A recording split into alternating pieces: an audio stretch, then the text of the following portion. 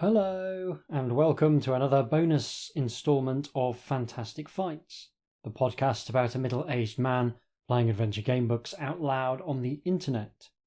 This episode we're looking at our second Dungeons & Dragons Endless Quest book from back in the day, Spell of the Winter Wizard by Linda Lowery, with illustrations by Jeffry R Busch and a rather neat cover illustration of a wizard riding a dragon by Larry Elmore, one of the legends of the glory days of TSR, whose work arguably did more than almost anyone else to define the look of Dungeons & Dragons. It's his iconic cover of basic Dungeons & Dragons that I absolutely butchered on the cover of my own homage to D&D, Dungeons and Daggers. He's a bona fide legend in the genre, and while this cover feels more like an illustration than his detailed and painterly cover art for D&D, nonetheless, it looks very nice. But before we get into the book, there's a little bit of housekeeping to attend to. Firstly, I need to thank a new patron, Ron Paul Kirkley, for his generous support over at www.patreon.com/HJDoom. This podcast wouldn't be possible without the support of people like Ron, so thank you very much to Ron and all my patrons for keeping the lights on and the bonus episodes coming. Secondly, and relatedly, I can now announce that I've finished the actual writing part of my new gamebook. Now there's just the editing and so forth to get through before it can be sent out to my patrons.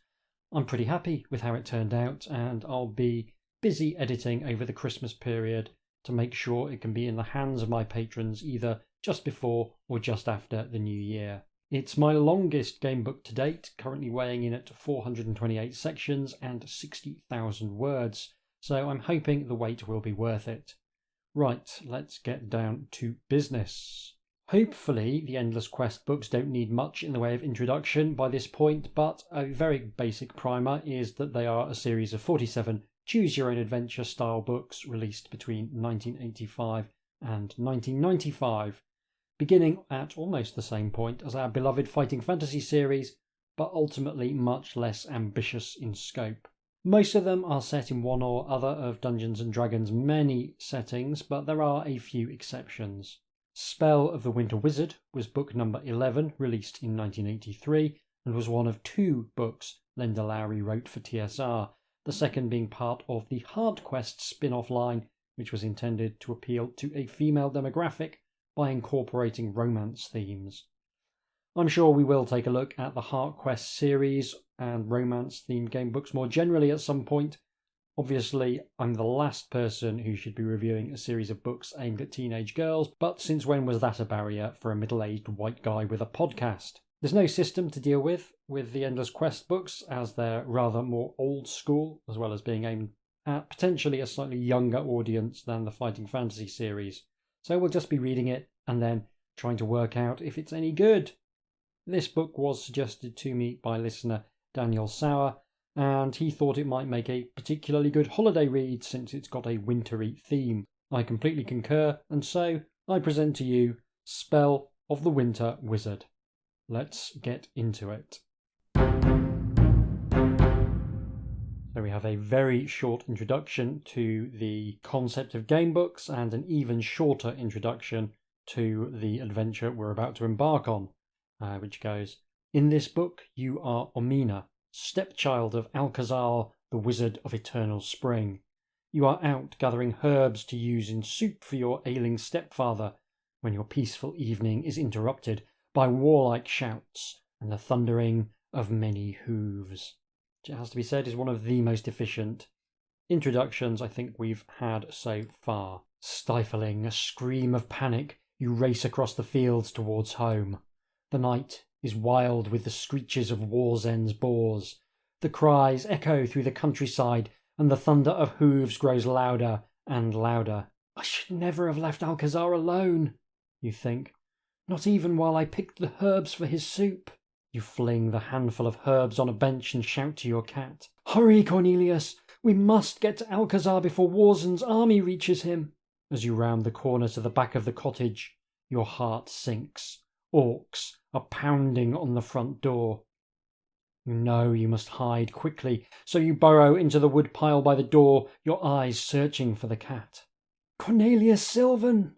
you hiss, but he is gone. Suddenly you hear a loud boom, followed by the sounds of the front door splintering, windows shattering, the army storming into your cottage.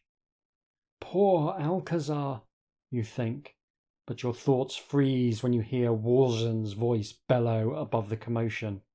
"Silence!" he roars, and the noise stops instantly. "Well, well, well, isn't this a sight to behold? The great wizard of eternal spring lying in his bed, powerless before me." The winter wizard's cruel laughter sends shivers up your spine. You crawl in deeper among the logs. There is a picture of Warzen, the Wizard of Winter, on his boar, and it's kind of a game of two halves. I really like the boar. It's got its legs splayed in a very sort of aggressive, muscular stance, and it looks really fierce, really ready for action. Just a really nice boar. The wizard, on the other hand, I'm not so keen on. He's fine. He's got some particularly mad hair and a very over-the-top moustache, but otherwise it just feels a little bit basic.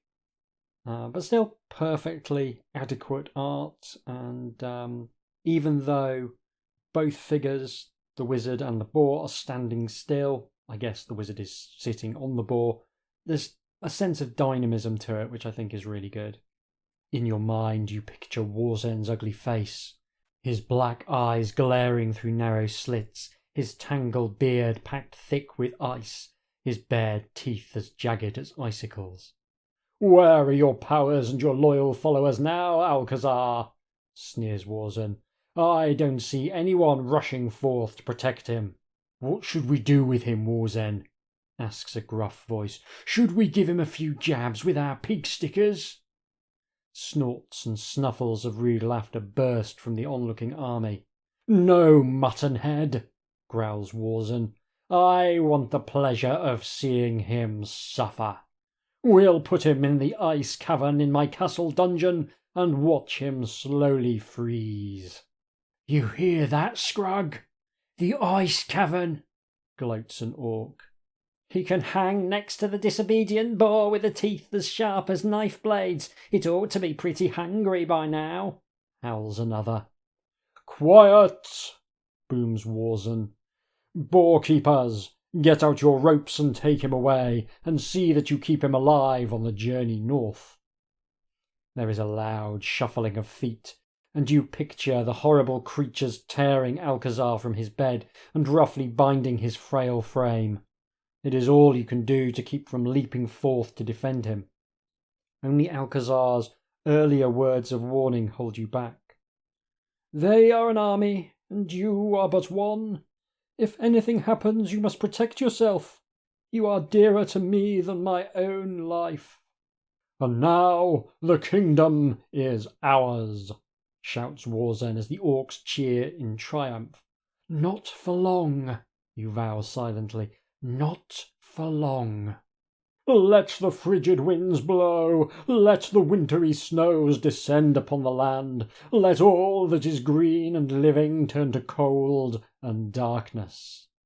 The icy frost of winter shall reign forever," booms Warzen, and the evil army thunders off, howling their victory cheer to the night. A frigid wind roars across the woodpile, driving snow deep into the cracks of your hiding place. You shiver violently and begin to inch your way out from under the logs, listening for any boarkeepers Warzen may have left behind. Hearing nothing, you creep into the cottage and cover your trembling body with heavy blankets. You try to rest, but your heart pounds madly and sleep won't come. There are many decisions to make before dawn. Somehow you must rescue your stepfather and restore him to health. You recall what Alcazar told you earlier about the crimson flame mushroom that grows in the forbidden forest. "It is the only cure for my illness," he said. The druids can help you find it, but the forest teems with dangerous creatures and you must be very careful. Will you be able to find the druids? Will they help you find the crimson flame mushroom?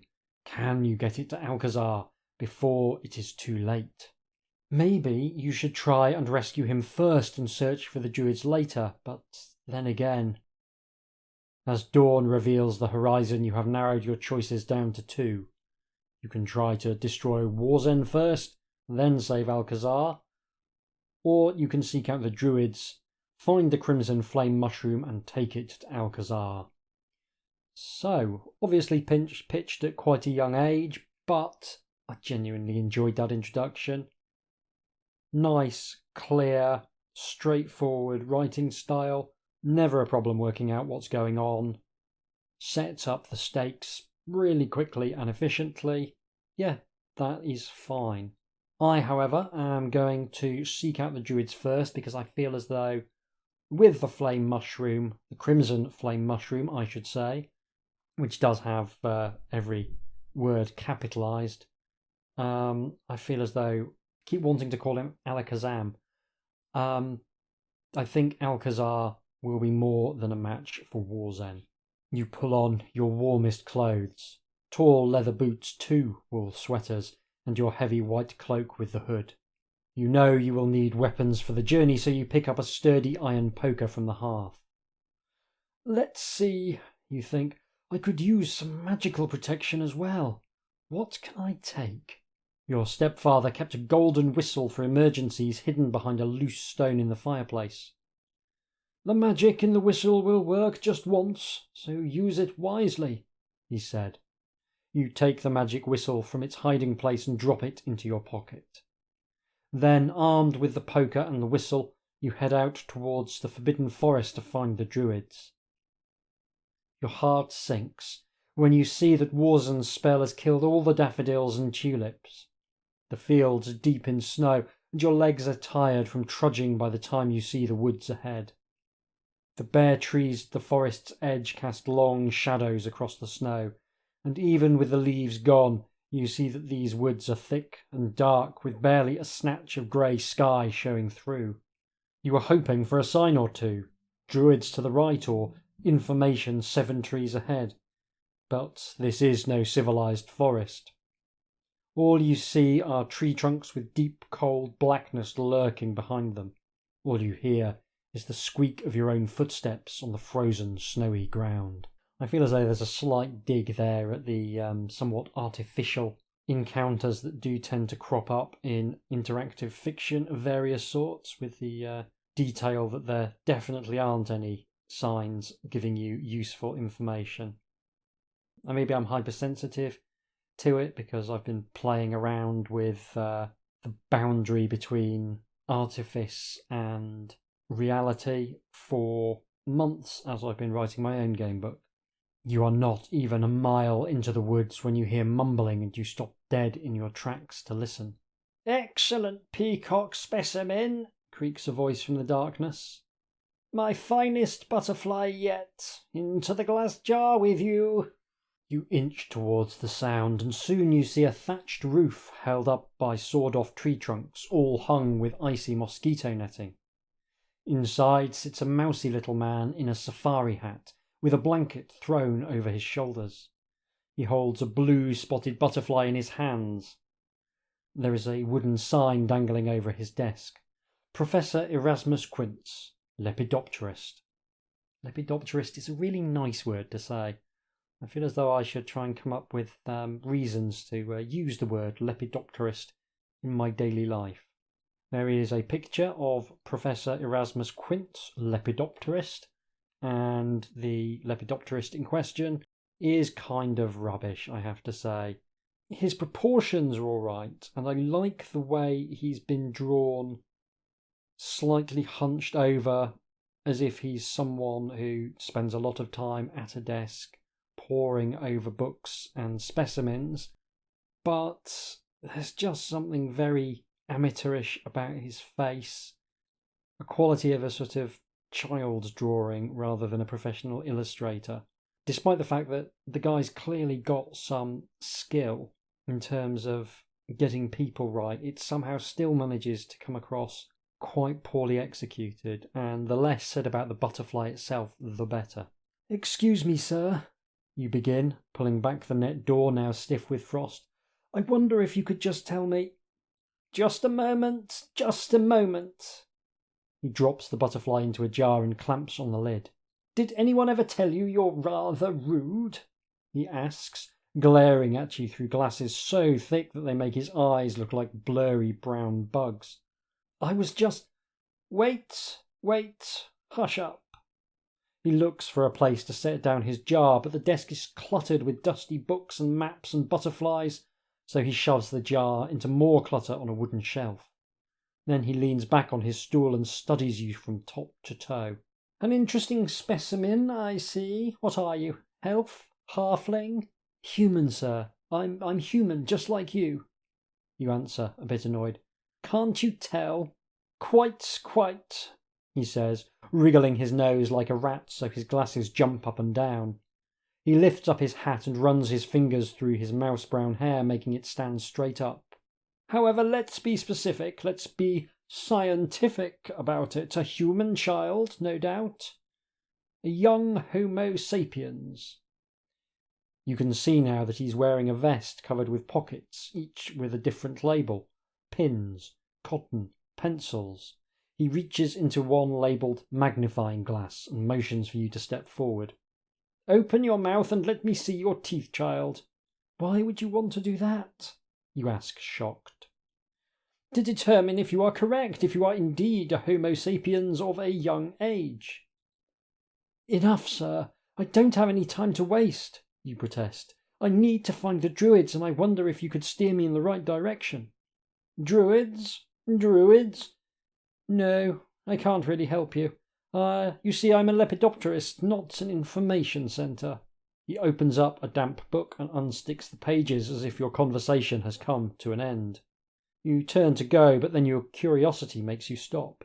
"Professor Quince," you say, "what is a lepidopterist?" "An entomologist specialising in the study of Lepidoptera," he rattles off. Then, raising his head to look at your stunned face, he adds, "A butterfly collector, child. Butterflies and moths. In fact, here comes one of my catches now." A pale green moth with long tails on its wings flutters through the door and lights on the professor's desk, sending a delicate puff of dust into the air. "Not much of a specimen, is she?"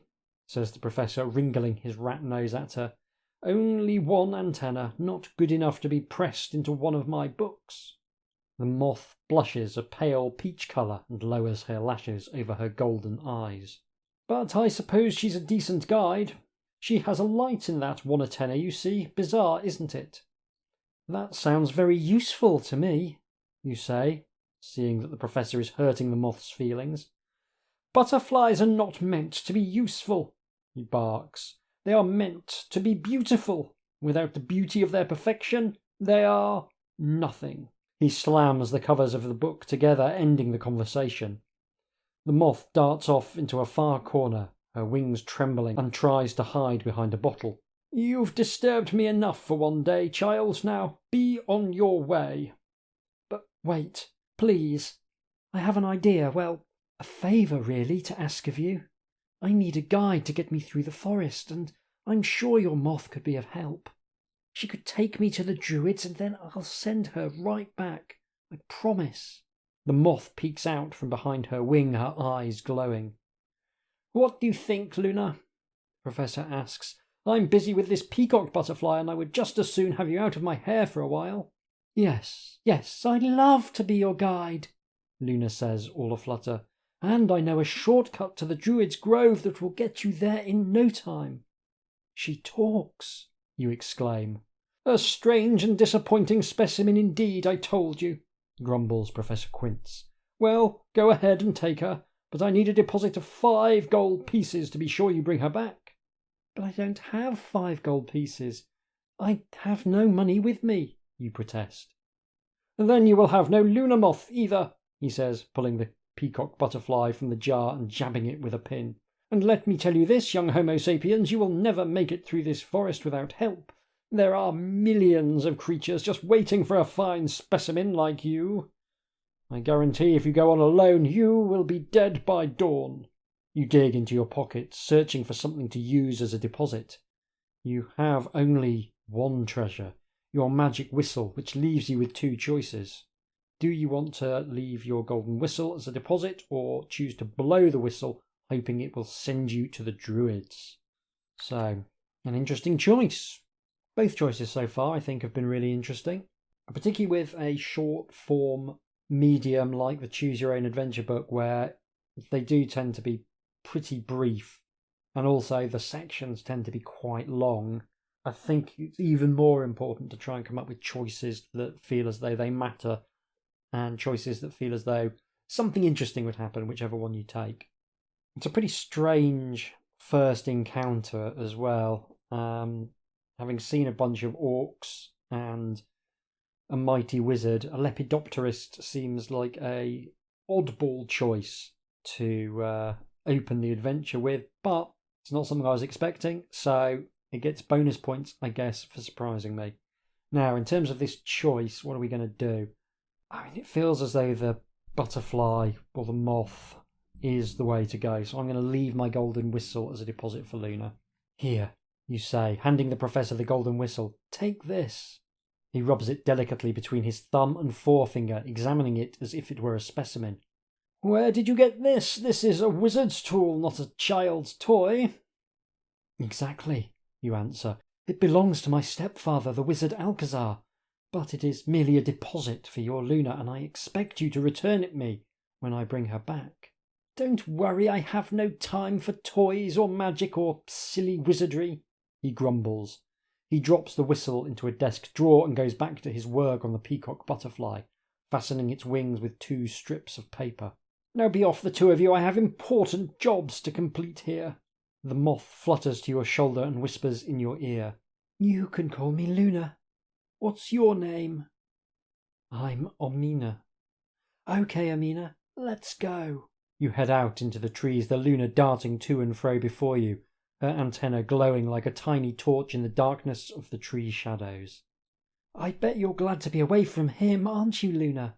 You mean Professor Quince? Oh, I don't know. He's been good to me. He keeps me, even though I'm ugly with my antenna missing and all. Luna, you say, I don't think you're ugly at all. In fact, you add quietly, I think you're beautiful. Okay, this is taking a bit of a turn. I'm not going to question what the author themselves is into, but I am going to say that trying to chat up a moth is a bit weird. I mean, how would that even work? What are you going to do on your first date? You're not going to go bowling with a moth, take them out for a nice meal. They only really eat sugar water. Yeah, it's just going to be horrendously awkward. To say nothing of the judgment of society when you rock up to the bowling alley or the nice restaurant with a moth as your date. The moth blushes peach and shakes her head. No, I'm not even good enough to be one of Professor Quince's specimens. Who cares? Having 2 antennae is very common. And look where it got all those other butterflies. You're just trying to cheer me up, says Luna, her voice quivering a bit. Not at all, Luna. I really think you're very special. Strange, you mean? You stop short. Come here and sit on the back of my hand, you tell the moth firmly in a tone you learned from Alcazar. Now listen to me. It's Erasmus Quince who's strange, not you. Think of all the things you can do that those other moths never dreamed of. You can talk. You can light up the darkness. You can even make somebody a fine friend. The rest of them just have to settle for being pretty. Luna's blush is now a deep orange and she flutters her wings bashfully in front of her eyes. You sigh in frustration. Come on now, Luna, let's get on our way. As you set off down the path again, you realise that you are right in the middle of a pine wood so thick with snowy branches that you can't even get through. The treetops are black with crows. Oh no, you moan. What do we do now? Go back the other way? We can't. This is the safest path to the Druids, says Luna. I can fly in and out between the branches, but I'll have to be careful of those crows. But I don't know how you're going to get through, Omina. It looks as though I'll have to chop my way through with my poker. Shine your light over this branch, will you, Luna? You grasp your poker in both hands and hack a snow-covered branch off the nearest fir tree. I'm not convinced you can really hack through branches with a poker, or if you can, I believe it's going to take a very long time. Out of nowhere comes a tortured bellow like the cry of a great animal in agony. What is that? You whisper, your eyes searching the forest for some hidden hairy beast. I can't tell, says Luna. Let's keep going. Slash. Off comes another branch, followed by a low, pain-filled moan. Luna's wings are fluttering excitedly now like a bee's. Oh my gosh! Omina, look! I think you hurt that poor tree. She shines her light on the trunk where the limb broke off, and there you see drops of blood oozing from the wound. I had no idea, you cry, but Luna cuts you off. Omina, the trees are moving in on us. We've got to get out of here. All around you, big, snowy trees are creeping closer, their branches outstretched and full of crows. You hold your poker across your chest and watch as they move closer, closer, making the forest floor tremble, as if in an earthquake. Omina, what are we going to do? You must make a decision quickly, and you have two choices. So there is a picture of Omina fleeing the trees. Again, they've done that thing which I do appreciate, where the figure could be a young boy, a young girl, could definitely be a young NB.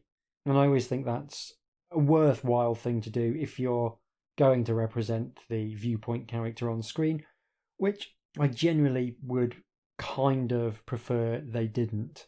Because while it's great that this youngster could be male, female, or something in between, they are pretty clearly Caucasian. And even though they've made an effort to represent a range of characters with the art, it's still going to be kind of exclusionary to some kids to see someone who looks nothing like themselves on screen, as it were, or represented in the art.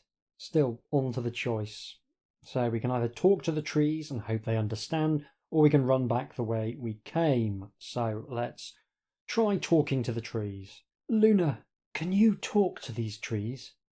I don't know their language, but I'll try, she says, lighting on a snowy branch of the bleeding tree. She flashes her little torch on and off. We're sorry we hurt you, she begins. There is no reaction. The earth rumbles beneath the roots of the firs as they keep moving towards you, slowly, menacingly. We didn't mean to harm you. We were just trying to get through. At this, the wounded tree lets out a long, angry groan that sends Luna flying off its branch and straight to your shoulder. There's just one other chance, Omina, she says. Why don't you put some snow on the wound? Sometimes cold will take the pain away. Luna flutters down and lights up the injury while you carefully press a handful of snow against the tree. I'm sorry, you say. I had no idea you would bleed. I never meant to hurt you.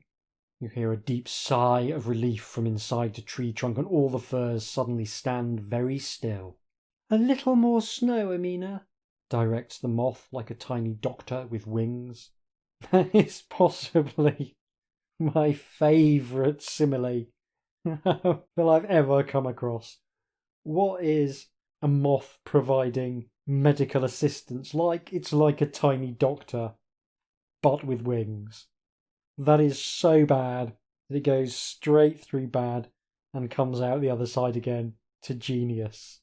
I want to try and smuggle in a simile like that into a book now, just to see if I can. I just want to describe a horse as being like a train with legs. Oh, that has proper delighted me. I'm a sucker for a really, really terrible piece of imagery.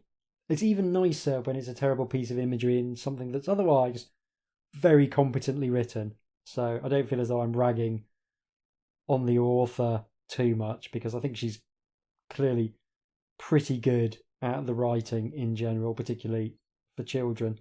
The cold seems to comfort the tree, and soon the bleeding stops and the pines rumble back to their places in the forest, settling their roots in the snowy ground. The wounded tree lets out a long, hollow cry, and right before your eyes all the firs bend their lower branches to the forest floor to make a path in front of you. "Why, thank you," you exclaim, hiding your poker under your cloak. "That's very nice of you." You head down the road of pine needles, Luna's little torch flickering in the darkness before you. You have barely left the fir trees behind when you come to a fork in the path.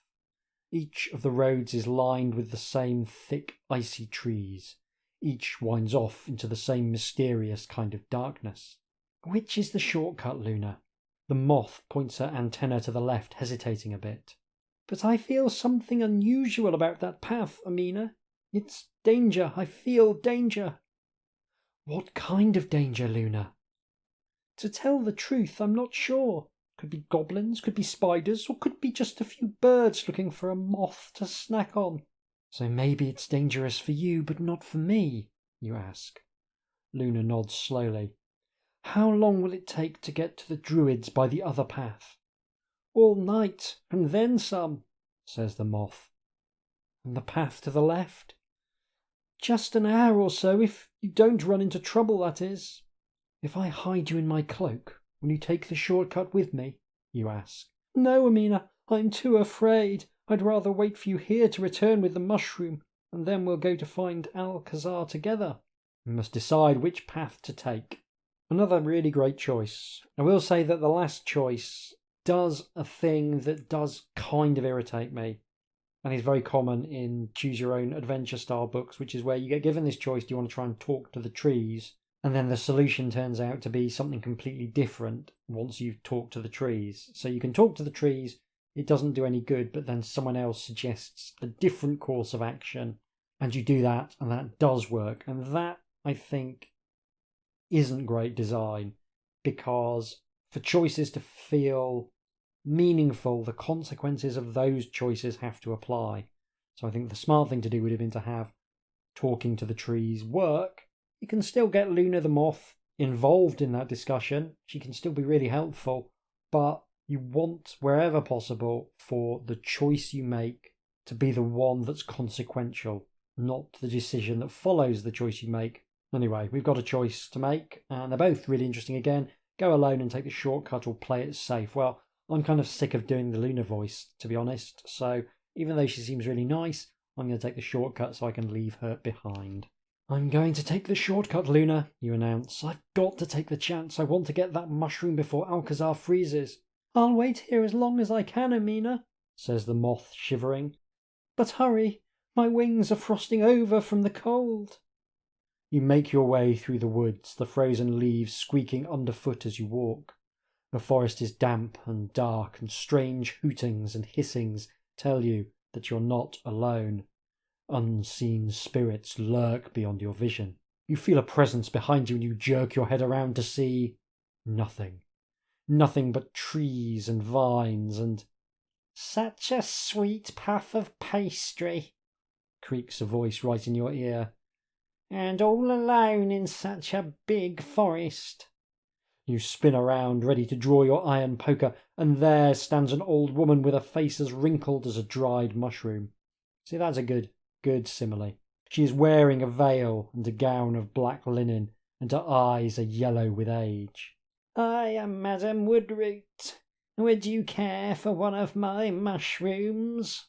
She hobbles over to a tree stump and slings her shoulder sack down. Big and little mushrooms spill out onto the frozen ground. There is a picture of Madame Wartroot and yourself, and it's... not good. Again, there's bits that are really good. Like there's one hand, one of the elderly lady's hands is great, and the other one is sort of fine. Like in absolute terms, this is someone who knows how to draw. It's just, the actual outcome is so much less than the sum of the parts. Yeah, fascinating. "This one," she croaks, pinching a soft orange one between her fingernails. "This one will give you wealth, great wealth. Just one bite and you'll be richer than a king. You watch her silently, your hand on your iron poker. Nah, it's not riches you are after, is it? And power is what you want. She digs through her sack and thrusts a green, lumpy mushroom against your chest. Here, try this, she says. It'll give you all the power you ever wanted. You can get even with all your enemies, forcing them to their knees to beg your forgiveness. She lets out a cackle, her mouth wide open and her teeth look like rotted toadstools. Again, not bad. You're a witch, aren't you? You ask boldly. I've never seen a witch face to face before. You are very perceptive for a young thing, she says, pinching your cheek between her wrinkled fingers. You back away, not wanting her to touch you. Yes, I am a witch, but not your ordinary wicked breed of witch. I, my cream puff, am a good witch, the keeper of the 3 secrets to happiness, wealth, beauty, and power. Your eyes narrow in disbelief. Oh, I know this old face can be deceiving, but I am telling the truth. My mushrooms carry great powers. Watch, she insists, pointing her crooked finger to make a chair appear out of nowhere. Now sit down, my pudding. I have something magical and wonderful to show you. She nibbles on a hairy red mushroom. The key to beauty, she says, and soon she is twirling around, her apron, skirts and sleeves flying about in the air. Around and around she goes, faster and faster, until she disappears into a blur, just a spinning funnel of black fabric. Whoosh! With a jolt she stops, and in her place there stands a most extraordinary sight. A slim woman with hair like sunbeams, eyes of sapphire, skin rich as cream, stands before you. You see, she purrs, her voice as smooth as silk. My diamonds are from the Ardean caves. My gold is mined in the depths of the Slove mountains. And I wear perfume from Grecia. My beauty can buy me anything on earth. That means nothing, you say. Beauty isn't the key to life, and neither are power or riches. Alcazar has always taught me. I know what you intend to say, says Madame Wortroot as she arranges the bangles on her wrist, that love and goodness are the secrets to happiness. Exactly, the witch shakes her blonde head, smiling. Poor Alcazar. Look what goodness got him. A free ticket to Warzen's ice cavern. How did you know that? You demand. We good witches know many things. And I certainly know that you don't want to end up hanging next to your stepfather like a side of beef. Make Warzen your slave. Make him pay for his cruelty, she says, snatching up a lumpy green mushroom and sticking it under your nose. Eat this mushroom of power, sweet cream, and the whole world will be at your feet. You have 2 choices. Take a bite, hoping it will give you power over Warzen, or run from the witch and go back to find Luna. Well, I'm going to take a big old bite, and it's not just because I've been recording for about 45 minutes. I just really want to find out what happens. Nothing good, I'm guessing, but we will see. Do you promise me I'll be powerful enough to save Alcazar if I eat this ugly thing? You ask, turning up your nose at the lumpy mushroom. I speak nothing but the truth, child, Madame Wortroot answers, a bit of a croak interrupting her smooth silken voice. Now here, you've got no time to waste. On to the glories of power. With that, she jams the mushroom into your mouth. Closing your eyes tightly, you chew quickly, and your mouth is filled with a bitter, mouldy taste. Suddenly the wind is whirling past you like a hurricane, and you realise you are spinning out of control, spinning like a toy top. Another perfectly good simile. Madame Wortroot's cackling laughter rings in your ears as you twirl wildly, the forest racing past you in a blur of green and gold. Then you screech to a stop and collapse to the ground from dizziness. The beautiful woman is gone, and there stands the bent old hag, laughing, showing her little toadstool teeth. Now, Cream Puff, we shall call you Wart Blossom, and you shall wander the forest forever giving mushrooms to unhappy travellers. Ha! No, you can't do this, you shout, but your voice is not your own. It creaks and croaks like the witches. And now you look down to see that your white tunic has changed to black linen. You can't do this to me. You reach for your poker. It is gone, replaced by a burlap sack stuffed with mushrooms. You snatch it up in your wrinkled hands and swing it at Madame Wortroot. You'll pay for this, you cruel old hag. The clearing echoes with the witches cackling, and suddenly, in spite of yourself, you are cackling too. Loud, creaky laughter bursts from your mouth, and you sling your mushrooms over your crooked back and cry, "Mushrooms, anyone? I hold the key to riches and beauty and power. Great power." The end. Oh, it's really nicely written, ending there. Very much liked it. Out of the two really classic Endless Quest books we've covered so far, this one really does feel like the best out of the two. The other one really wasn't that engaging.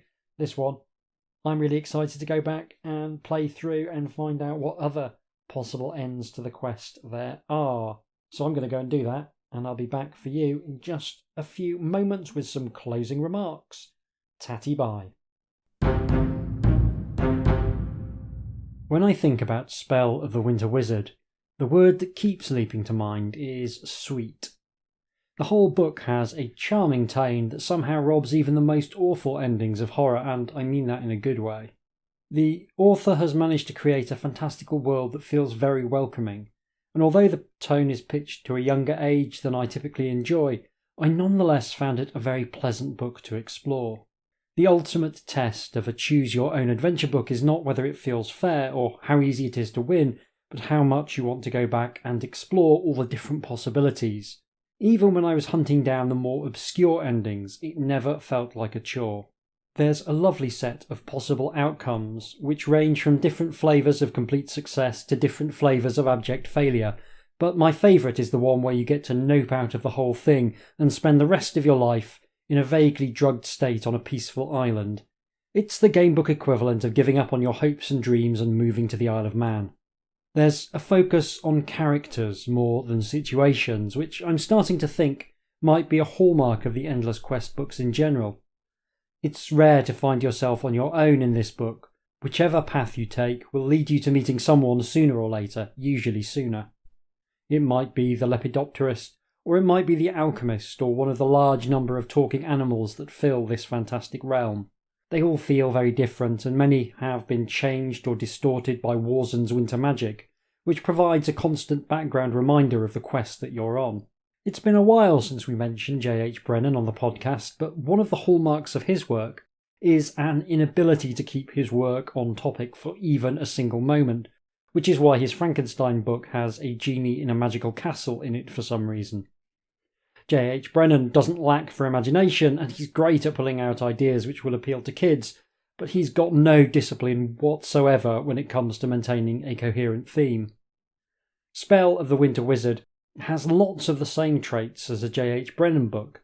You'll be meeting some very strange people, but there's a guiding principle behind the encounters which reliably ties them into a backstory that feels fleshed out and present. The Lepidopterist is a good example. He's the sort of weird encounter that would stick out like a sore thumb, except that the author has taken the time to ensure that the cold and snow are always there in your interactions, and if you make certain choices, you'll end up being attacked by Warzen's orcs and boars, which keeps that ultimate threat clearly in mind.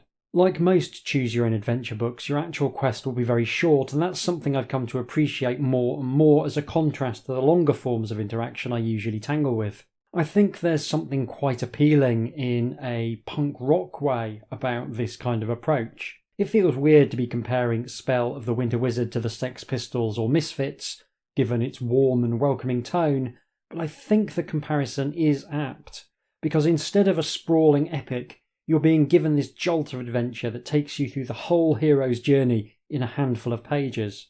It feels like something strangely timely for our time-starved attention economy. Sometimes something where you can have this amazingly quick experience which is filled with enough drama and twists for a full novel, but thrown at you with this careless exuberance, that's something that feels entirely refreshing. I think the 2000 AD Dice Man gamebook via comic approach to the medium represents the purest distillation of this kind of writing, but it's something that the Endless Quest books do as well, albeit in a less visceral way. It's making me really look forward to judging the 100-section gamebook competition that Stuart Lloyd is running. There's a real art to making a narrative feel satisfying in such short spaces, and Spell of the Winter Wizard succeeds really well at that. It's maybe a little cosy to linger long in the mind, but in terms of delivering on the promise of a magical adventure in a snowy wilderness, it succeeds extremely well. It even manages to squeeze in a little character arc for Luna into that oh-so-cramped space, and I found that especially impressive. Working out how to do a lot with a little is a key skill in this kind of design, and Linda Lowery clearly has it. There's something quite pleasant too about the level of weirdness that seems to be ambient in the Endless Quest books we've covered. Every choice leads to some kind of bizarre surprise, which I think I would have loved when I was the right age. You've got no idea what might be lurking around the next corner, and I think that's something that kids respond to more than adults because they're less worried about the connective material of a narrative and just want to get on to the next exciting bit. It's a welcome reminder that my own approach of trying to create worlds that make sense and have an internal logic to them, that works on game books where you're trying to solve puzzles and create a sense of being in control of your destiny, but it wouldn't necessarily bear fruit over a shorter distance. You don't want 20 sections between big moments when there's so few sections. You want every choice to have a really big impact, and that can mean sacrificing narrative coherence in favour of doing a whole bunch of weird stuff, and that is cool. One thing I find interesting about this book is that it feels more like a fairy story than any recognisable Dungeons & Dragons game. You get a few references to orcs, elves, halflings and giants, but they're ultimately little more than window dressing for something that feels more like a conventional children's fantasy story than something with its roots in tabletop gaming. I'm clearly going to have to play more Endless Quest books to see if this is a general pattern, or if there's some books that feel more like they closely resemble the alleged source material. What you find in Spell of the Winter Wizard is a profusion of magic. Almost every encounter is with a magical being. There's the talking moth, Luna. There's the witch that did for us. The strange and justifiably angry trees which we saw in our playthrough. But there's plenty more besides. A clam that used to be a sailor. The ghost of a boar keeper. And a talking reindeer that used to be your cat. Now these are all things that you could theoretically find in a game of Dungeons & Dragons. Ghosts exist in Dungeons & Dragons and Polymorph Other is a spell in the game, but they don't feel like the sort of thing you'd find all jammed together in close proximity like this. Perhaps if you played in a game run by Linda Lowery, this would be very much the tone she'd hit, but I'd be a little bit surprised if that was the case. Even if it were, the game is so miserly with power in the early stages that your chances of actually usefully engaging with these high magic elements would be very low. This is one of the things I don't actually care for all that much when it comes to fantasy role-playing. I find it quite frustrating running classic fantasy games for characters who just aren't really good at anything. While I get that there's something fun about taking your character up the levels and getting more powerful, I would just prefer to have characters who are already good at things, because I know they can be expected to come up with solutions for whatever challenge I throw at them. And while Spell of the Winter Wizard is a fun little experience, I don't think it provides a great introduction to Dungeons & Dragons as a concept. This is something that Warlock of Firetop Mountain actually does much better with its combat system and the focus on exploring a dungeon in search of treasure. I do wonder what a child would make of role-playing if this had been their introductory text. There's an ending about how violence is not the right way to solve problems, which feels like a terrible lesson to teach people about Dungeons & Dragons, which at this point had systems that almost exclusively focused on how you might go about doing violence to people and things. It's a good lesson for life, sure enough, but one which is strangely disingenuous for a TSR product to be promoting. Now it's true, someone running a D&D game can incentivise their group to behave in any way they like. I think a pacifist role-playing game which didn't have a combat system would be a really interesting experiment. However, if you were to read the D&D manual, you probably wouldn't come away with the message that violence is bad. You'd likely come away with the message that violence is a necessary tool for gaining levels and winning at the game. There would certainly be some cognitive whiplash if you came from a world in which talking moths helped you to treat the injuries of magical trees and discovered that the first order of business was to kick some goblins to death on the basis that their rusty knives represented a vital source of income. The key thing in a choose your own adventure style book is that the choices you get to make feel both reasonable and impactful. And the author has generally done a bang-up job of this. There's plenty of things that are heavily signposted, the which is clearly a wrong un, as is the ghost of the boarkeeper you come across. There's a good mixture of playing fair with the reader, but also throwing in a few surprises. It possibly errs a little too much on the side of playing fair. There's a lot of places where a good or bad outcome is clearly signposted, but I think that's usually the right side of the divide to fall on. Frustration is almost always more of a problem than predictability. It's also less of a problem with a book where the pleasure lies in experiencing all of the different options, both good and bad. And there's an argument for saying that allowing the player to get to a good ending on the first playthrough helps make the experience of finding all the other endings feel less stressful, especially for younger readers. And as I've repeatedly said, this is something I try and build into my own gamebook design. I try and make it fairly doable to get to an ending, and then I try and make the best ending much more like hard work.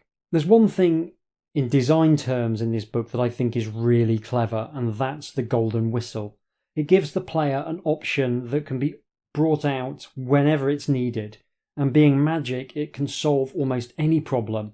But the fact that the power that the whistle has is never specified means that it can be used as a narrative Swiss Army knife to fix any issues which might threaten to take up too much space in the book. What the whistle does is quite context dependent, and the author uses it as her get out of jail free card to move the player from one location to another. It's cleverly written so that each major strand of the plot has one place where the whistle is used, and two of them don't even involve blowing it. With a tight word count to work with, this is a very helpful MacGuffin, and I very much like how it's implemented. She's clearly used it at a couple of points where she hasn't got room to do anything new, but she's also used it in more considered ways in other sections. Even though the whistle clearly does whatever it needs to do to keep the game ticking along, she's obfuscated that fact with real skill, and I doubt younger readers would even notice. If I'm being critical, there's a few small things and one slightly larger thing, none of which really spoiled my enjoyment of the book. Let's start with a small thing, the names. I'm a connoisseur of stupid fantasy names by this point, but this book really does go above and beyond. Amina and Alcazar are perfectly adequate, but we are soon being told that we would do well to find Cryon the Wizard of Yonbluth, which are both almost Jack Vance levels of stupid naming conventions. Then you meet Gluteus T. Argonimus, a name that is incredibly stupid and also clearly just made by slapping together the somewhat exotic words gluteus and argon in a vaguely fantastical and cod Roman way. What kind of desperate hack would stoop so low, I ask myself. Then I hide. I also don't think the art is very good, and it's frustrating because although I hate every single illustration, at the same time there's something that I like in almost every illustration as well. The animals are generally pretty good, the background's generally pretty adequate, and the humanoid characters generally comically bad. It manages to be just the wrong kind of cartoonish exaggeration to land for me. The art has a way of trivialising the action rather than elevating it, if that makes any sense. Obviously art is subjective, but for me it reminds me of Jules Pfeiffer's work on the Phantom Tollbooth, but without the same sense of liveliness which made that book really sing. It doesn't feel stylised so much as lazy and incompetent. My one substantive criticism is that the resolution of encounters often feels like it relies on other, more powerful people helping the main character. When it gets to the various climaxes, you're going to be watching while other people get to do the cool thing, and even if they're doing the cool thing at your behest, It's not quite the power fantasy that interactive fiction usually excels at. It makes you a bystander at the most critical juncture of the narrative. It's not a huge issue, those big set pieces still work, but it would have been even better if the author had found a way to make you central to the action right when it gets the most exciting. Go and find a grown-up to help you might be good advice to children in real life, but this is fantasy, where the normal rules are supposed to be suspended. It makes the narrative feel a little bit conservative when it could have been more expansive. It doesn't spoil the action by any means, but it does give it a vague feeling that you're a very well-behaved and responsible child, which is hardly the most thrilling character to inhabit. When I think of really brilliant child protagonists, my mind immediately goes to William from Richmail Crompton's Joss Williams stories and the defiantly anti-heroic Billy Bunter from the Greyfriars stories, and those feel to me much more interesting than someone who just behaves themselves and always does the right thing. So that's Spell of the Winter Wizard, a charming little adventure, and thanks once again to Daniel for suggesting it. We're back on the fighting fantasy train next episode as we look at book 44 in the series The Keep of the Lich Lord. I hope you'll join me for that. In the meantime, if you want to get in touch with me, you can email me at hjdoomretrofun, all one word, at gmail.com, or follow me on Blue Sky at hjdoom. Thank you very much for listening, take care, and I'll see you soon.